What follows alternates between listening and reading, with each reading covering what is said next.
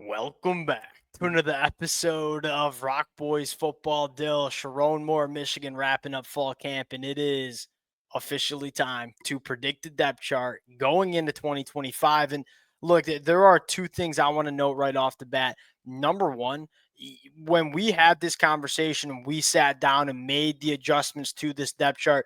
The thing that jumped out to us both is that this is a deeper football team, and there are more football players above the line going into 2025, more players that Michigan trusts to play meaningful snaps in 2025 than what we had in 2024. There's a lot of different potential ways this depth chart should shake out. The second thing is I hope this staff gets it more right this year, because you go back to that Fresno State opener last year, they made some mistakes. I mean, they corrected the mistakes as the season went on, but there were certainly some mistakes made in terms of identifying who your best football players were. You hope that Michigan does not make that same mistake, because you don't have time, man. You open up with a preseason, a glorified preseason game. Then you going on the road to Norman, Oklahoma, in what is a monster football game in the scope of 2025. You got to have your guys ready going into that week 2 football game. Fired up to get into it. Before we do, and as always, the Michigan fans, appreciate you guys. It been so fun watching it.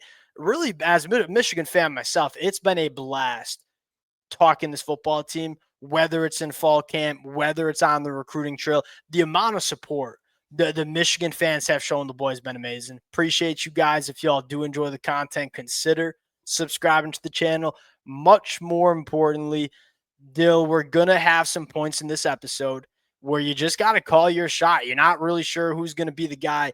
I would love to hear from the Michigan fans in the comment section, because I know one dang thing for sure, and that is if you are watching this kind of episode where you're breaking down the too deep of this football team, chances are you live and breathe this program like the boys. So would love to hear from you guys.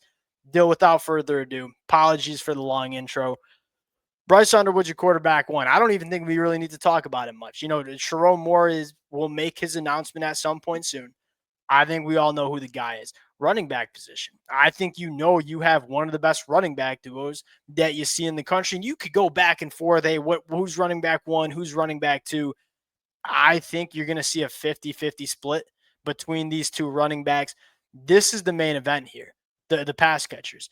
Dill, I'm going to ask you who you think the starting 3 wide receivers are, but I want you to give, as fall camp has closed up, who is that wide receiver 4, wide receiver 5 that excites you the most as well? Well, honestly, the way I kind of look at it, I think there's going to be 2 guys who aren't coming off the field a ton, and that's obviously starting with Donovan McCulley. He's been the one generating the bulk of the buzz. Yep. They gave him the They number gave one. him the one. I think he's going to be the guy, kind of, if you will. Yes. And frankly, I think Samaj Morgan is not going to be off the field a ton, too.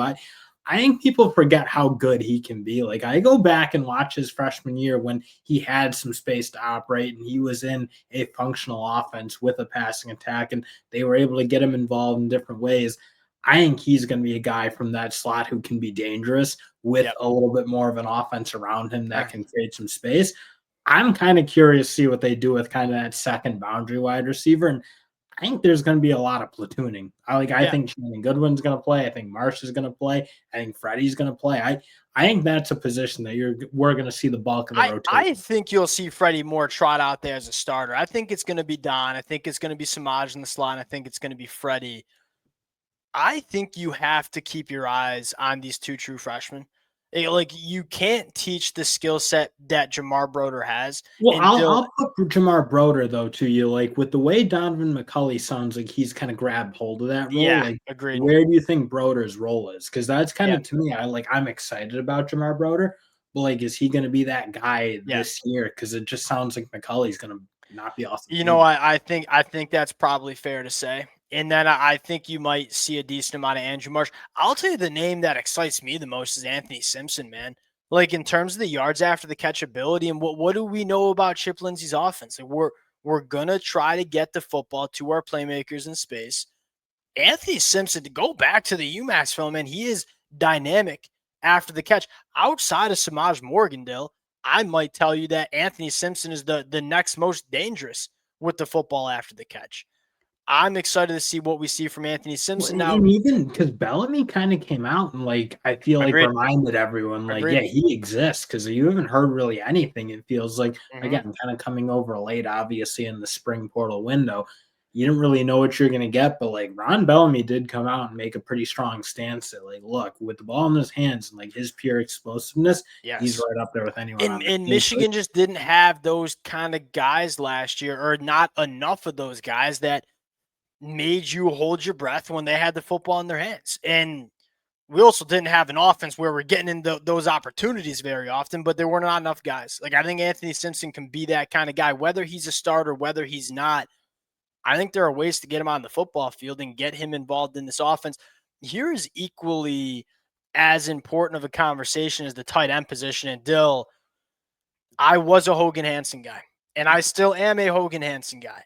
It is hard not to be a Marlon Klein guy, though, after what you've heard from this kid during the offseason. You heard the rumbles last year, obviously behind Colson Loveland, also with that Michigan offense. Didn't really get a chance to show us what he could do. Dylan, 2025, where do you think Marlon Klein stacks up in terms of pass catchers on this football team? I think Donovan McCulley leads this team. Where do you think Marlon Klein kind of stacks up in that pecking order? in that because again, I feel like Hogan Hansen or not Hogan Hansen, Marlon Klein's gonna have his role because he is an elite blocker. He did show that. He's Again, as more than much as that, we didn't man. get to see what he is as a pass catcher as much, his athleticism though from that inline spot, I'm interested to see because it's not been a position that Chip Lindsey's featured maybe as much as Michigan's been able to feature it. So I'm Yes. kind of curious to see how they blend him in because he's probably a top 3 weapon in terms of a I pass catcher think on this so. team. That's where I'd have him. And I will correct you and say, hey, it's not that Chip Lindsey doesn't like tight ends. I just don't think he had the kind of tight ends he needed at North Carolina. When he did, he actually had some tight ends that produced. It's just when you don't have a deep tight end room, it's kind of hard to get them all on the football field. Dill, especially with the question marks we have about the wide receiver room in terms of just raw pure production, I'm looking at Marlon Klein as a legitimate piece in this passing attack with a little bit more upside than probably people appreciate. I guess the best way to say it is everybody's so focused on purely the wide receiver room where it's Michigan has gotten some of the most valuable pass catching production from their tight ends. They've recruited the position very well. And Dill, it sounds like Marlon Klein is the best tight end on this roster. I expect him to have a monster year. Offensive line. This is our starting five, right? I think, do we feel Yeah. pretty I don't even I mean, with Babel getting hurt, I'm not sure there's a legitimate battle at this point at any of these spots. And frankly, it sounded like Evan Link was kind of winning that battle yeah, either way. So I'm kind of with you. I think this is going to be what it is. I think you probably have Blake Frazier be your sixth tackle. swing. It Yeah. sounds like. Otherwise, yeah, Dill, I think that's sneaky big. You're kind of glossing over that third tackle. I think Blake Frazier is that next man up at both of the tackle spots. And look, that's important. Go back to Michigan's national championship year when that offensive line got banged up. Having guys that can step in and the level not drop off. That's big. Go look at Blake Frazier, by the way. I yeah, love this kid out of high school, and I knew it would take some time because he needed to put on some weight the right way. That time got extended because of the injury he had to deal with. He looks right, man. He looks right. And it's going to be tough to get on the football field the next couple of years because you have Babs coming back, and I think he's going to be your starting left tackle next year. You have a guy like Ty Haywood. You have a guy like Andrew Sprague who's got 4 years left of eligibility. I'm not really sure where Blake Frazier factors in, but he's generated a lot of buzz. And for this year, especially with the injury to Babs, that's really, really big for Michigan. I feel so much better about the depth of this position group as opposed to going back to last year. And Gio Hadi getting the nod as a captain, that maybe tells you that he's taken a step too. He was, I think he'd say it too, a little underwhelming last year. Do we finally see that step for this kid going into 2025? And sorry, I'm rambling on, but Kai had one more thing. The fact that Greg Crippen pretty handily beat out Jake Winera, who I think's a really, really good football player, gives me more confidence that Greg Crippen, takes the step too. And Native Phobia you looks talk about one of the misses last year. I mean, him being back up to Dominic Woodise was a yeah. crime. But It but seems they look, are you figuring can that out. say that's a crime, but that's also probably tells you where Greg Crippen maybe was last year. If you're not clearly showing you're the best center, then maybe you weren't really the player that you needed to be either, right? And I think he's probably more close to that player in 2025 because, look, that this doesn't sound like it's even a position battle. And Sherrone Moore is tight to the vest when it comes to talking depth chart. He's like, hey, we feel dang good about Big Crip at center. And Dale Natophobia looks right, man. He just looks right. All right, defensive side of the football. This is where it gets kind of interesting. Dill, this is probably the two deep to me, or at least the starting defensive line. I feel pretty good getting up here and saying TJ Guy and Derek Moore are your starting edge defenders with Rayshon Benny. I'll Trey give you one point of pushback. I am Pierce. not totally convinced Enoetta is the fifth guy on this team because Oh, I look, Damon Payne is an interesting one because his like ceiling is not particularly high in my sure. opinion. Like you kind of know what you're getting. It's Yep. a decent rotational guy. Yes.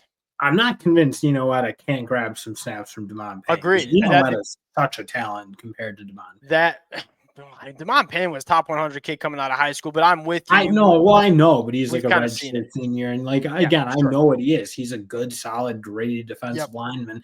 I think can give you something that Damon Payne just simply. But you have to see that from Enoetta because you just go based off of what we saw last year. Demond That's Payne, the better football player right now.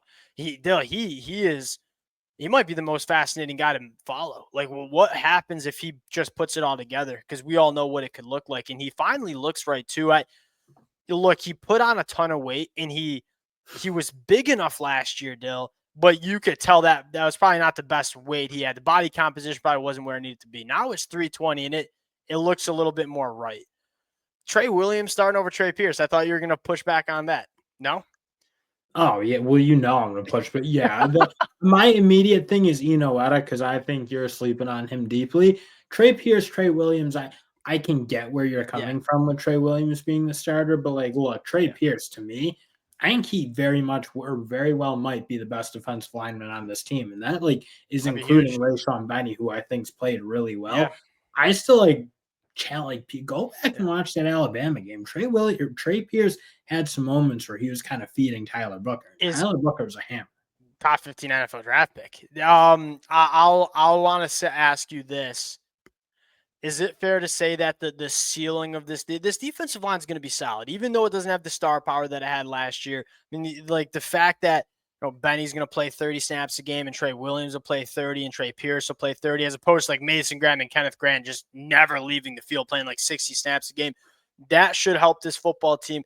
I feel like, at least when it comes to the interior defensive line, I feel like the ceiling of this football team resides Trey Pierce and Enoetta. Like, can they take some steps, both of them going into year three? Because, look, you kind of know what Benny is, and you hope Benny takes one more step, but you kind of know what he's going to be. You know what Trey Williams is going to be. You probably know what Damon Payne's going to be. I'm looking at those young cats and saying, hey, can they provide that ceiling for Michigan in 2025? Edge, TJ Guy, Derek Moore, Cam Brand, Dom Nichols, right? Like, pretty clear. Who do you think pushes to get into the rotation? Those are the four guys. Who do you think pushes to get into the rotation here?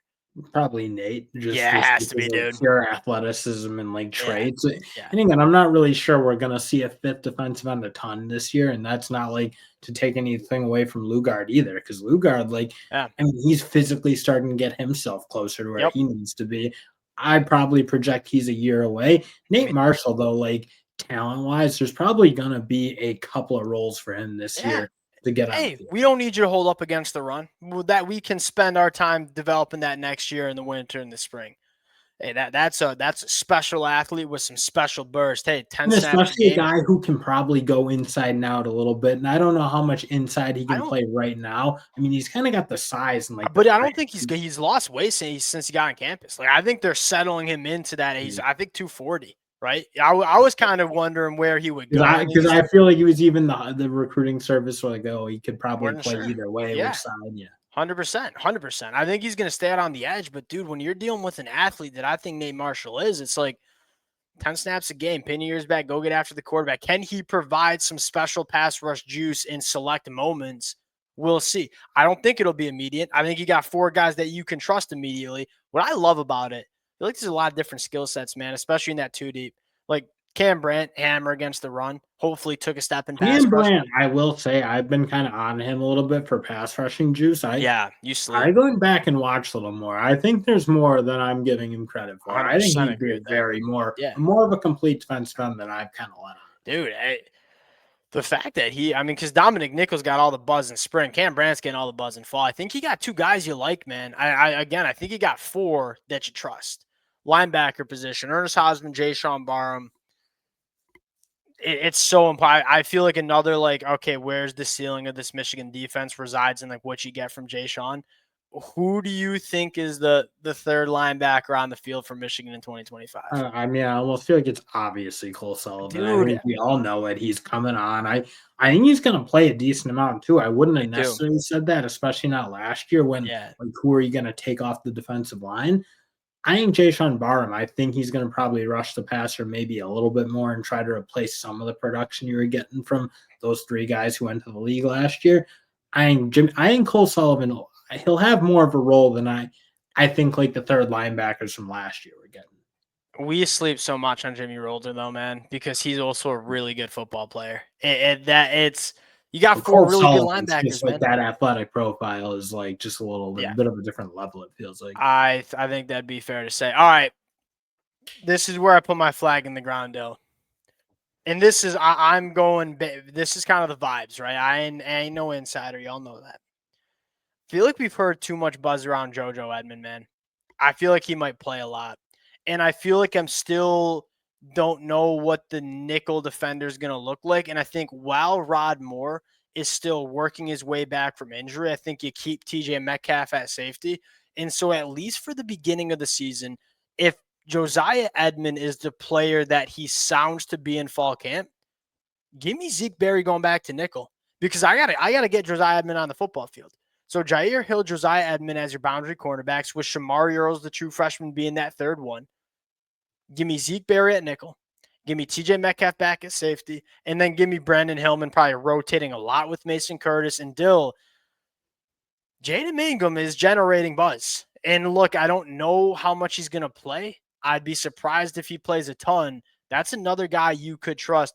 Do you see it playing out? Or do you think they keep Zeke Berry at boundary? Kai, sorry, I know I'm long, but let me add one more thing. This is very dependent on what they think of Shamari Earls, I think, too. It's like, do we trust Shamari Earls as a freshman to be our third cornerback? Because if we don't, we probably keep Zeke Berry back at boundary Well, cornerback. Zeke But if they Berry though do, is going to be able to rotate in and out. So I don't. yeah, I think yeah, it's about Josiah Edmond. Is Josiah that's Edmond a fair. guy that they're really excited about getting on the field because Yeah, that he probably could be one of your top 5. You look at it. I think there's a very clear 3: TJ, Zeke, Jair. and Jair. Yeah, Like those 3 yep, are included in your top 5 players. And now yeah. Zeke Berry's flexibility gives you a little bit of flexibility, for lack of using that word twice in a row, with how you juggle it. But if Josiah Edmonds is like a top 5 player on this defense, which he certainly could be, like Dude. talent wise, he probably Yeah, is. I mean, you probably could see this type of yeah. rotation because then you have 2 pure corners in And Josiah. Dill, I'll still say I know Zeke Berry showed us he can play boundary. I still think his best position might be at nickel. And I I would just agree don't with that. know if you know who your other nickel without putting TJ Metcalf there. It's like, all right, Tevis Metcalf, I thought looked really good in the spring. I really did.